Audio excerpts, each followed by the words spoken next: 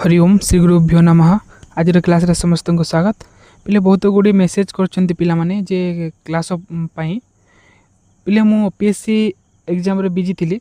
सेते पे क्लास गुडी को रेकॉर्डिंग करि पार नथिली। तो चिंता करने पिले मु आज थारो क्लास गुडी को रेकॉर्डिंग करी के अपलोड कर देबे हला। तो पिले आमे कारक प्रकरण रो शब्द सह अध्ययन करूथिली। तो गला क्लास रे आमे कारकर जो फंडामेंटल्स गुडे कथिला सेटा आमे देखिथिली। आज आम कौन करवा ना कारकर जो प्रकरण अच्छे से आरंभ करवा। तो तुम जिते बही में देख से लिखाई प्रथम प्रथम जो कारक प्रकरण अथ कारक प्रकरण जो अथ कारक प्रकरण अच्छी से अथ शब्दर अर्थ कौन पिले कारकर अर्थ कौन प्रकरण अर्थ को आम देखा। अथ कौन अथ शब्दी पिले केतोटी अर्थर प्रयोग होता है। देख अथ शब्दटी मंगल आरंभ आनंतार्य और अधिकार वाचक अटे। अथ शब्द एतटी शब्द प्रयोग हुए मंगल पाई आरंभ अर्थ रे आनंतार्य अर्थ रे अधिकार अर्थ रे प्रयोग होता है। किंतु एटा तो एथरे कौन है अथ शब्द आरंभ अर्थ रे से प्रयोग करछंती जे यहाँ पर कौन होची ना कारक प्रकरण आरंभ होची।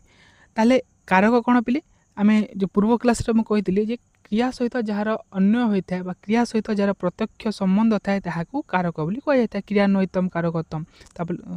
आउ जो प्रकरण रहा प्रकरण कौन अर्थ पिले ना प्रक्रियते अस्मिन् इति प्रकरण अर्थात जो थी कौन होता है ना विषय संशय पूर्व पक्ष उत्तर पक्ष तथा सिद्धांत गुड़िक कौन करा उपस्थापन कर जाए ताको प्रकरण बोली कह जाता है। तो एथिरु कौन अर्थ कारक प्रकरण अर्थ कौन है यहाँ पर कारक प्रकरण कौन होची ना आरंभ होची।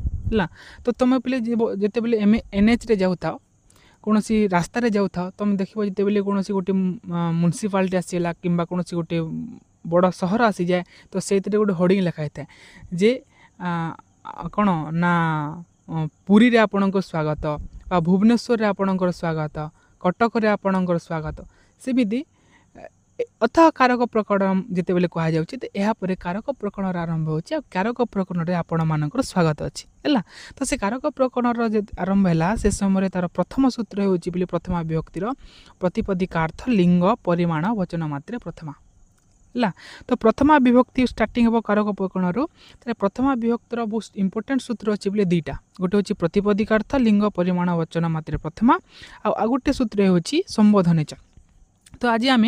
जो प्रतिपदिकार्थ लिंग परिमाण वचन मात्र प्रथमा अच्छी से सूत्र को आलोचना करबा जोटा कि मोस्ट मोस्ट मोस्ट इंपोर्टेंट सूत्र पिले आईटा ही प्रथमा विभक्ति बेस अधिक टाइम आसता है सर्वाधिक इंपोर्टेंट यहाँ गोटे अच्छी आ गोटे संबोधन जो प्रथमा गोटे सूत्र अच्छी।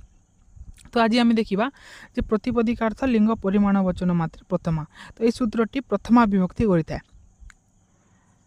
मात्र दुईटा ही अच्छी दुईटा ही सूत्र अच्छी प्रथमा विभक्ति प्रतिपदिकार्थ लिंग परिमाण वचन मात्र प्रथमा गोटे जो संबोधन अच्छे आज यहाँ सर गोटे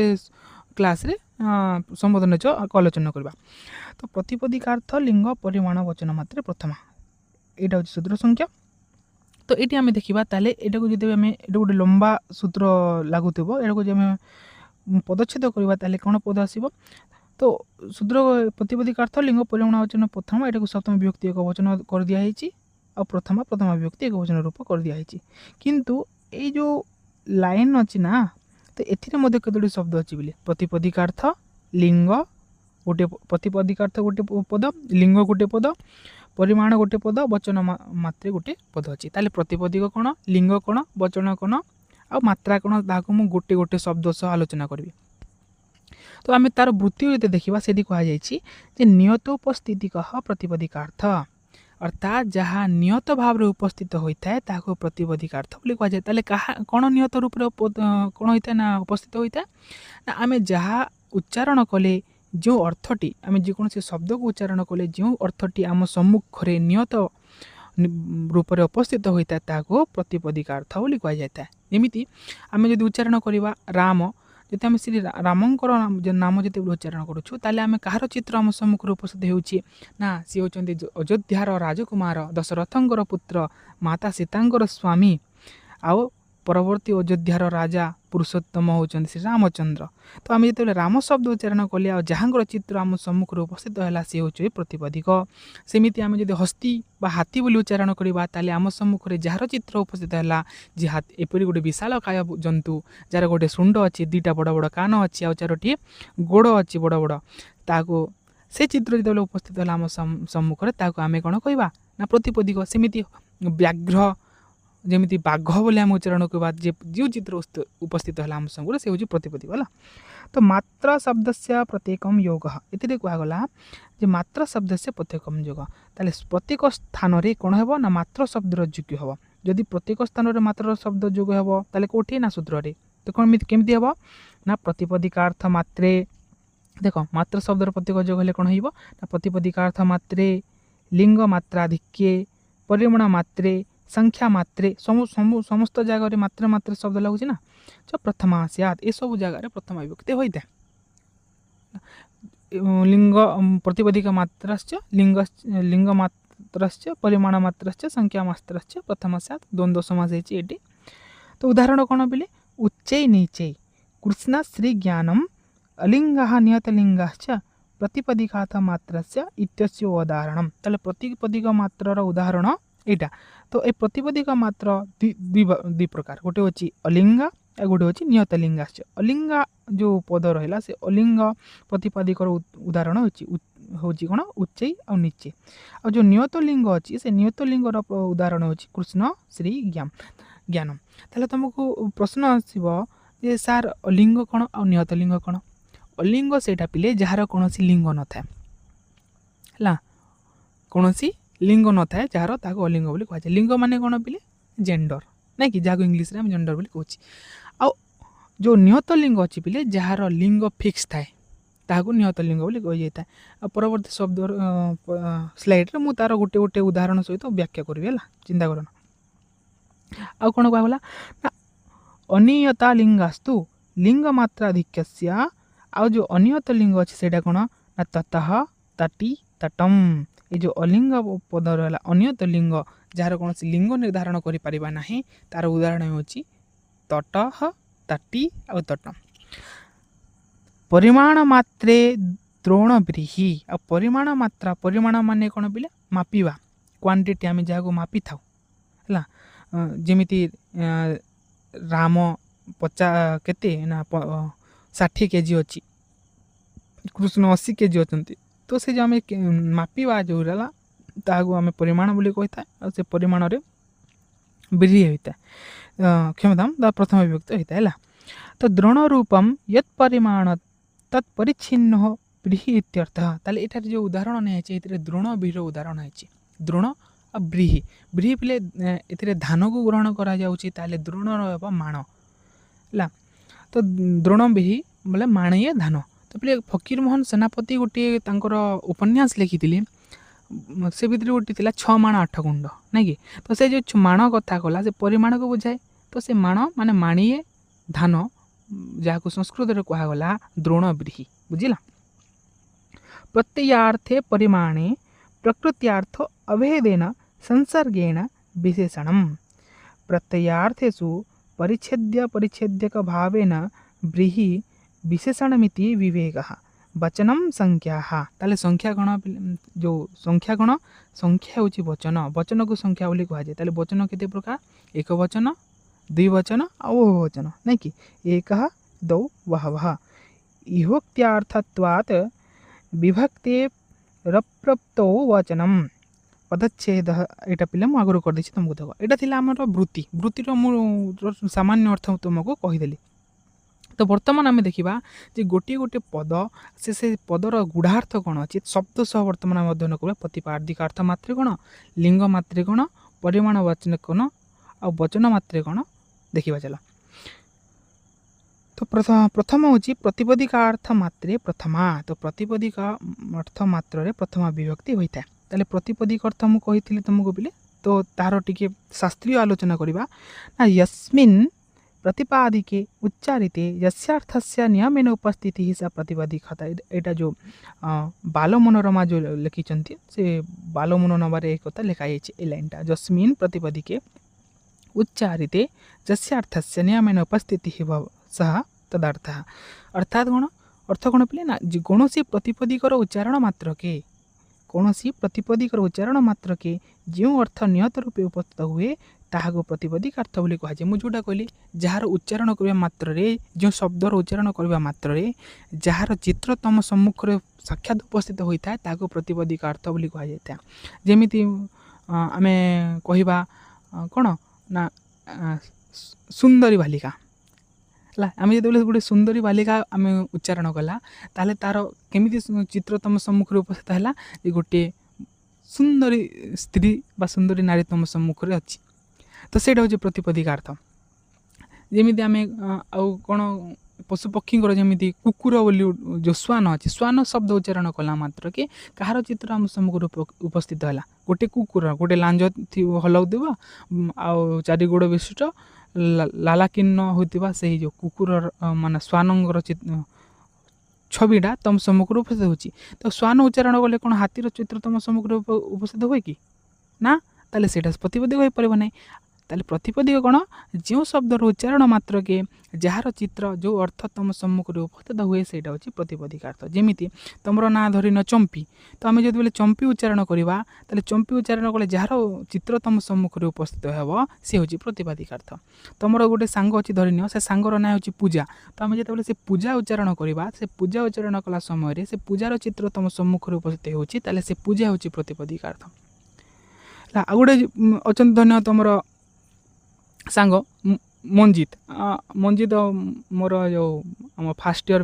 पिला अच्छे से है मोर छात्र से मंजित धरिन तुम बंधु धरिन मंजित से मंजित आम जो उच्चारण करवा से मंजित जो उच्चारण कला समय जार चित्र तुम आखि सामने आसो सी हूँ प्रतिपदिक अर्थ बुझेगा।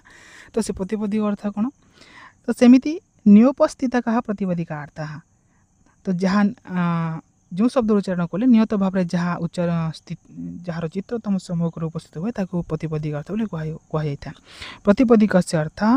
प्रतिपदिक अर्थ प्रतिपदिकर माध्यम जो अर्थ बुझा जाए अर्थात प्रतिपदिकर उच्चारण मात्र जो अर्थ नियम भाव में उपस्थित होता है ताको प्रतिपदिक अर्थ बोली कहुए। मुझे जोटा तुमको बुझाऊे से ही शब्द लिखाई उदाहरण देते जन जेपरी कृष्ण पद थिबा शब्द बा प्रतिपदिक कृष्ण उच्चारण मात्र के जिते बेले आम कृष्ण हे कृष्ण बोले उच्चारण करता है कौन आम सम्मुख उपस्थित हुए जाति कृष्णत्व कृष्ण होती कृष्णर जाति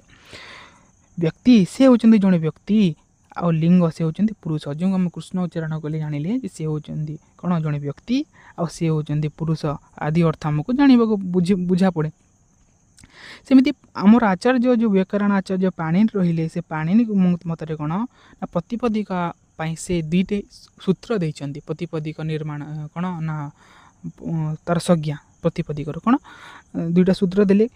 ना अर्थवत धातुर अप्रत्यय प्रतिपदिक अर्थ आ गोटे कृतद्धित समास ये सूत्र बल धातु कौन कहगला ना अधातु धातुरे नथिबा अप्रत्यय अर्थात प्रत्यय हो नहीं अर्थवत शब्दयुक्त आ कृतद्धित समास कृदंत तद्धित और समासांश पद शब्द प्रतिपदिक संज्ञक होता ताले से सूत्र रे कौन कहले पाणिनि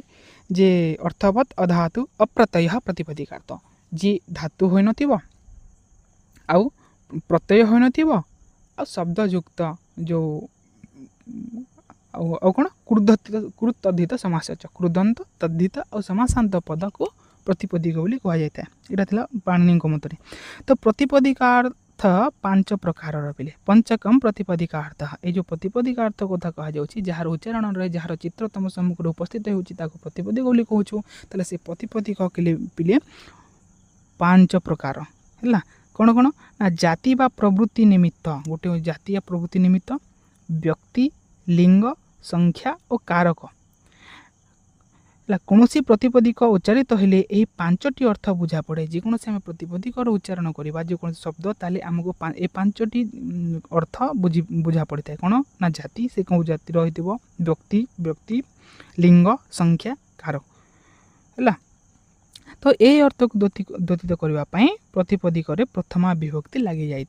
ताले राम राम शब्द जो आम डाकिले से राम रामकर जो जाति व्यक्ति लिंग कारक बुझाला से जो प्रथमा विभक्ति लखीदे ताले राम शब्द कौन हो ना प्रत्यय लगे। तो प्रथमा विभक्ति एक वचन प्रत्यय कौन पिले सुप्रत्ययर सु लगे ना कि राम सु लगिले कौन हो ना राम पद निष्पन्न हो। तो ये राम जो प्रथमा विभक्ति एक वचन प्रत्यय सु लगला और सी कौन करदे यहाँ प्रथमा विभक्ति रूप बनईदेला राम। ये राम हूँ प्रतिपदिक पिले ए मूल राम हूँ प्रतिपदिक और ए राम हूँ प्रथमा विभक्ति एक वचन पद है। आमर जो व्याकरण जो सिद्धांत कौमुदी रचनाकार होती भट्टजीदी कि से केवल ये जो पांचटी रहा पांचटी केवल तीनोटी की सी ग्रहण कर कौन कौन ना जाति को व्यक्ति को लिंग को ग्रहण कर खाली मन रखी था यहाँ। तो प्रतिपदिक अर्थ मात्र उदाहरण कौन देख पिले। तो प्रतिपदिक मात्र उदाहरण होची दुईटा गोटे होची अलिंग पद आ गोटे होची नियत लिंग पद। तो अलिंग पद कौन पिले मुझे जस्या नास्ति लिंग इति अलिंग जार कौन लिंग नहीं ताको अलिंग बोली कह जाए जमीती उच्चै नीचे ही है। तो उच्चै नीचे पिले ये चित्र तुम देख ये पर्वत उच्चै माने उच्चा नीचे माने नीचा उच्चै माने उच्च नीचे माने नीच। तो उच्च आ नीच जो पर्वत अच्छी ये उच्चे नीचर कौन लिंग अच्छी कि पिले कह कौ लिंग यहाँ पुलिंग कर स्त्रीलिंग ना नपुंसक लिंग ये उच्च नीच को उच्चै पर्वत नीचे पर्वत ये पर्वत गुड़िक उच्च नीच अच्छी देख। तो यार कौन लिंग निर्धारण कर कि मत कह जदि कौन गोटे लिंग ना दौच ताले मत कमेंट रे मेसेज कर ना पिले ये उच्चे और नीचे जो अच्छी ये उच्चा नीचार कौन लिंग निर्धारण तुम करना से कह जाए अलिंग पद तार कौन लिंग न थाए। तो उच्चे नीचे हूँ अलिंग पदर उदाहरण बुझिला। तो आ गोटे प्रतिपदिक कौन ना नियत लिंग। तो नियत लिंग माने कौन पिले जार लिंग अलरेडी फिक्स थाए आम तार लिंग को परिवर्तित करिपारिबा नाही जेते चेष्टा कले भी। तो उदाहरण कौन कृष्ण कृष्ण हूँ पुलिंग श्री श्री होती स्त्रीलिंग ज्ञानम हूँ नपुंसक लिंग। यहाँ तीन जनकर लिंग निर्धारण कर दी जाए। कृष्ण केवल पुलिंग प्रयोग करा श्रीकृष्ण को आम स्त्रीलिंग प्रयोग कर सेमिति जो श्री अच्छा लक्ष्मी तांको आम सब स्त्रीलिंग प्रयोग करवा पुलिंग प्रयोग करें आ ज्ञानम तो सब नपुंसक लिंग तांको आम स्त्रीलिंग कि पुलिंग प्रयोग करें। तो जो श्रीकृष्ण अच्छा ये सब कौ लिंग प्रयोग हे कृष्ण पुलिंग लक्ष्मी स्त्रीलिंग आ ज्ञानम सरस्वती सरस्वती नहीं ये जगह ज्ञानम है ज्ञानम सब नपुंसक लिंग प्रयोग होता है। तो आम जानिले जे प्रतिपदिक अर्थ मात्रे प्रथमा विभक्तिर उदाहरण होची दुईटा गोटे होची अलिंग पद गोटे होची नियत लिंग पद। अलिंग पद कौन जार लिंग निर्धारण करा जाय परिबो नाही जेमिति उच्चे नीचे ये जो उच्चा नीचा पर्वत अच्छी तार लिंग निर्धारण कर पारिबो नाही। तो उच्चे नीचे रे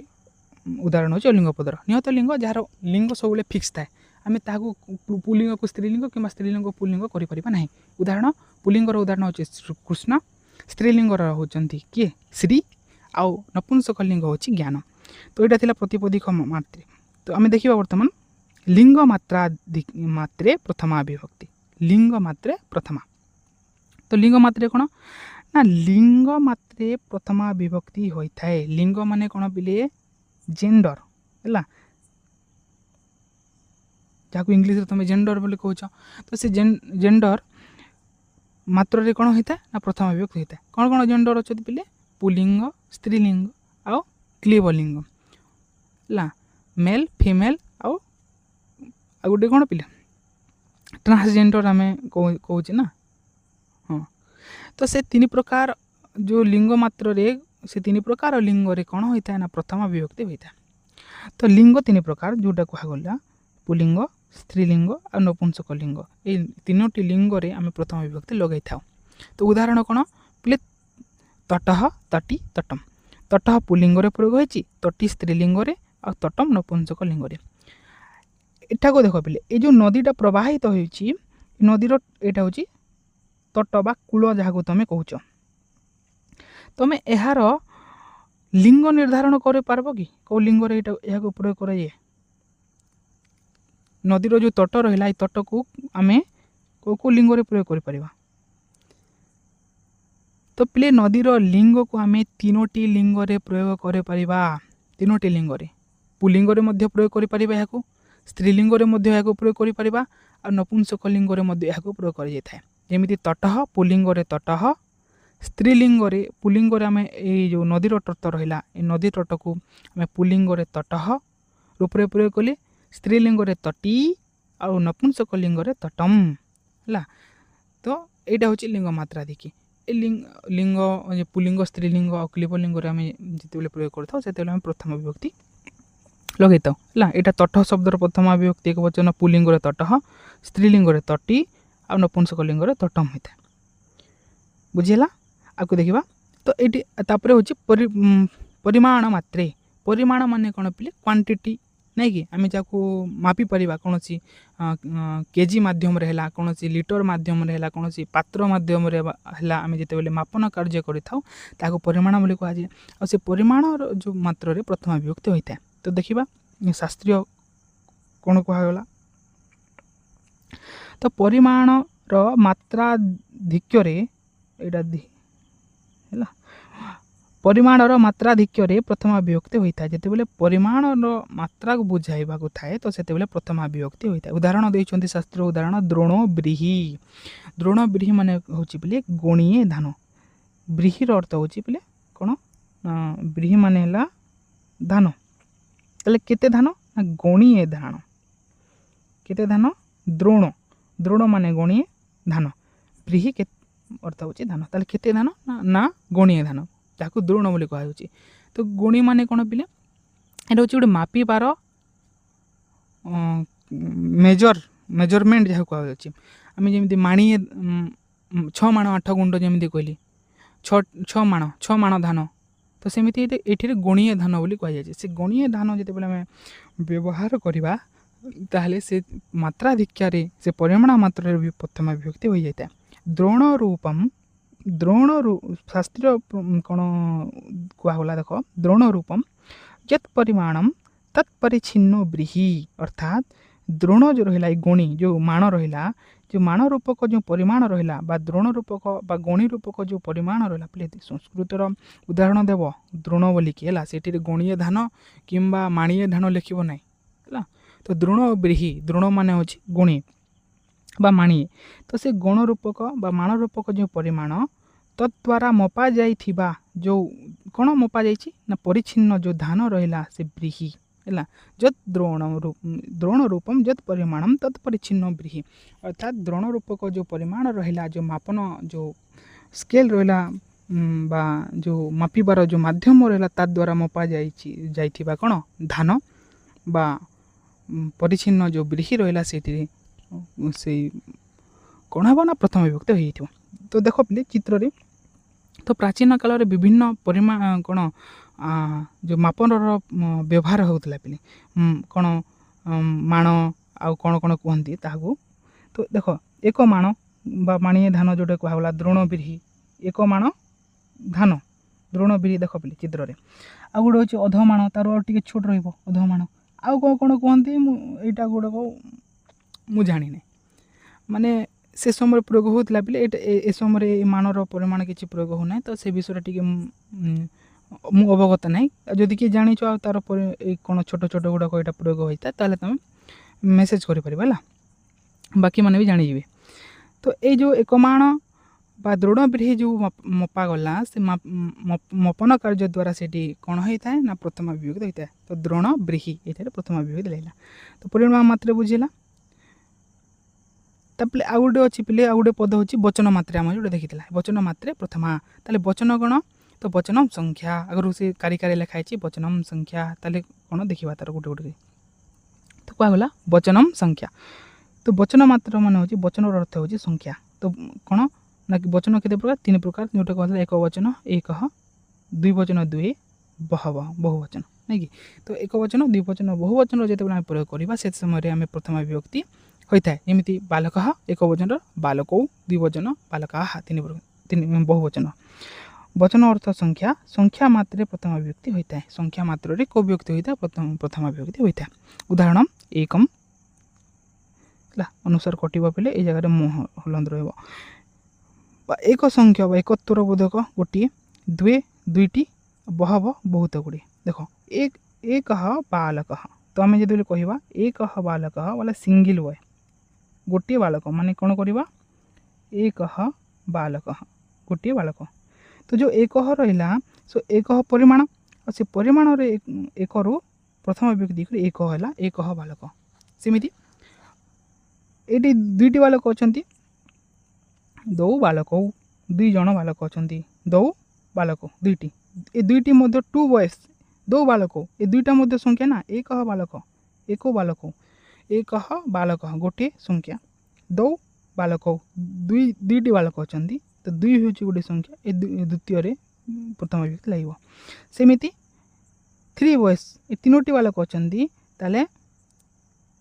एक तो बहवह तो ये तीन बहवह जो रहा ये जो तीनोटी बॉयज अच्छा एकम द्वे बहवह ताले बालक बालको बालकाः त्रयः बालकाः त्रयः बालकाः ना जो एक दौ बा द्वे त्रयः एपरी आम जो प्रयोग करुचु वचन पाई बा संख्या रे ताले से को विभक्ति होता है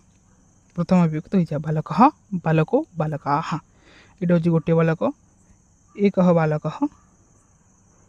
दौ बालक त्रयः बालकाः एक बालक दौ बालक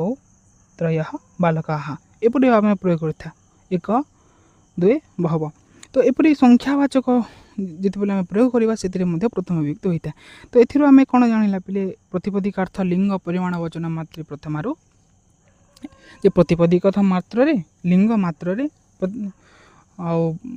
प्रतिपदिक अर्थ मात्रे लिंग मात्रे वचन मात्रे